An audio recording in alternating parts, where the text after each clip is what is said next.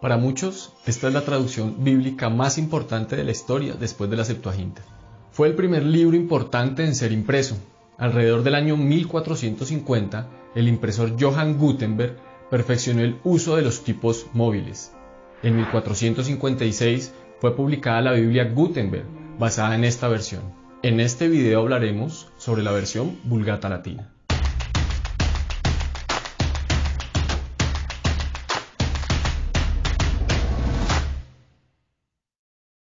En el año 180 después de Cristo, se inició una persecución contra la iglesia en Numidia, al norte de África.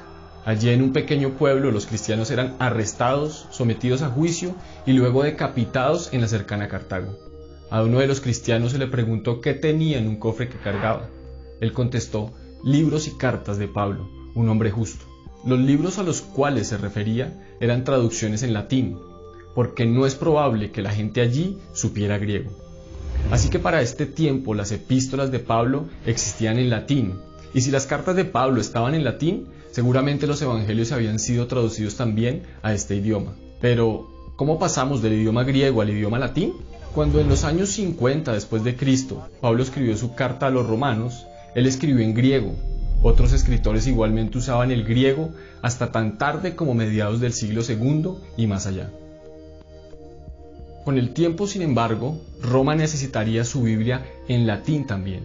Esto puede haber sucedido aproximadamente al mismo tiempo que las versiones latinas aparecieron en África.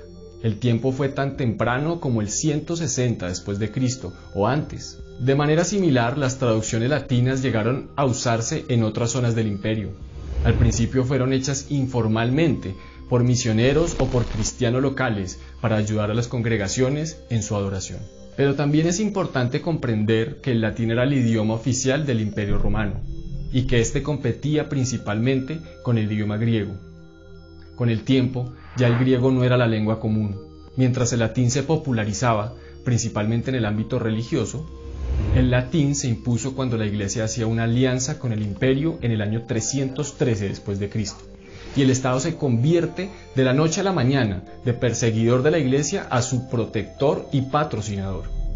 En ese momento nace la hegemonía del idioma latín dentro de la Iglesia de Roma, que duraría más de 1500 años. La existencia y propagación de los textos latinos puso en el escenario una serie de eventos que culminarían en la traducción de la Vulgata Latina.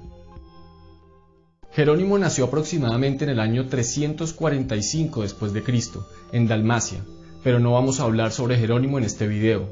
Lo haremos después. Solo nos vamos a concentrar en su trabajo más importante, la traducción de las escrituras al latín. En el 383 después de Cristo, el obispo Dámaso de Roma vio la necesidad de compilar las diversas traducciones latinas en una edición oficial. Para entonces, Jerónimo ya era conocido como un importante experto en hebreo y servía a Dámaso como su secretario y traductor. Jerónimo fue considerado para revisar la antigua latina, y para el año 384 él había completado los evangelios y tal vez un poco después otras porciones del Nuevo Testamento. Por los siguientes años, en Belén, a donde se había mudado, continuó trabajando traduciendo varios libros del Antiguo Testamento. Estos, sin embargo, fueron traducciones de la Septuaginta y no del hebreo. Pero conforme más hebreo comprendía Jerónimo, más se convencía de que la autoridad final para cualquier libro del Antiguo Testamento debía provenir del hebreo. Por consiguiente, empezó una traducción nueva del Antiguo Testamento, directamente del idioma hebreo. Pero la antigua latina, al parecer, no era la única traducción de las escrituras al latín de su tiempo. Existían al menos 3 versiones más, conocidas hoy como la traducción italiana, la africana y la hispana. La antigua latina, o Vitus Latina, es el nombre colectivo dado a textos bíblicos en latín, que fueron traducidos desde la lengua griega. Estas compilaciones datan de alrededor del 150 después de Cristo, pero tienen limitaciones definidas porque fueron basadas en la Septuaginta.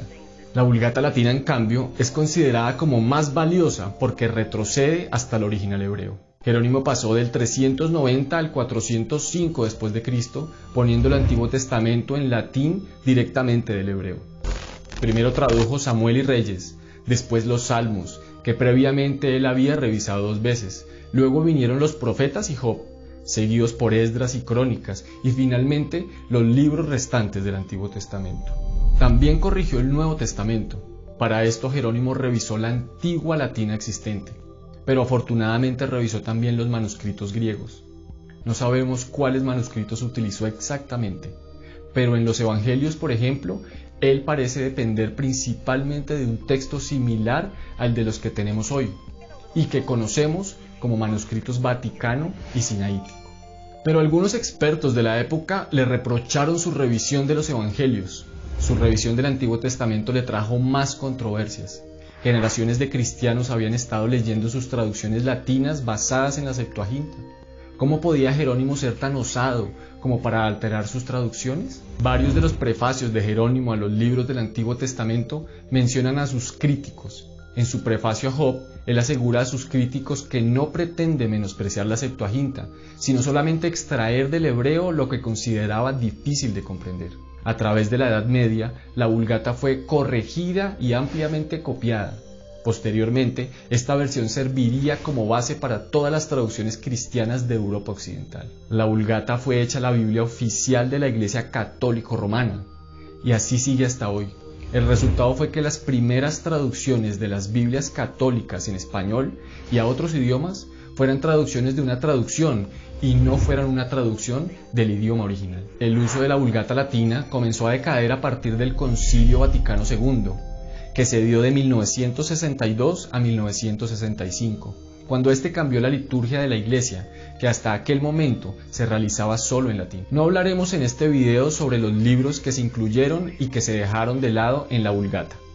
El tema del canon es un tema lo suficientemente amplio como para tratarlo en otro video. Lo que sí debemos reconocer en este caso es la importancia histórica de esta traducción. Alguna vez Jerónimo dijo: desconocer la Escritura es desconocer a Cristo. En otra ocasión, hablando sobre la oración y la lectura de las Escrituras, afirmó que cuando tú oras, hablas a Jesús. Cuando lees la Escritura, es Él quien te habla. Es claro que Jerónimo comprendía la importancia de la Biblia. Aunque su traducción no fue perfecta, su intención era que a través del estudio del texto sagrado, las personas se acercaran al Señor. Desafortunadamente, la tarea de traducción se estancó en los siglos posteriores, y en lugar de buscar una mejor versión, la Iglesia romana sacralizó el trabajo de Jerónimo. ¿Y tú, qué piensas? ¿Por qué crees que esta traducción fue importante? ¿Consideras relevante el trabajo de traducir las Escrituras a otros idiomas? ¿Crees que es necesario que se hagan nuevas traducciones de las Escrituras al español? Déjanos tu opinión en los comentarios. Pero también suscríbete y activa la campanita para ver más videos como este.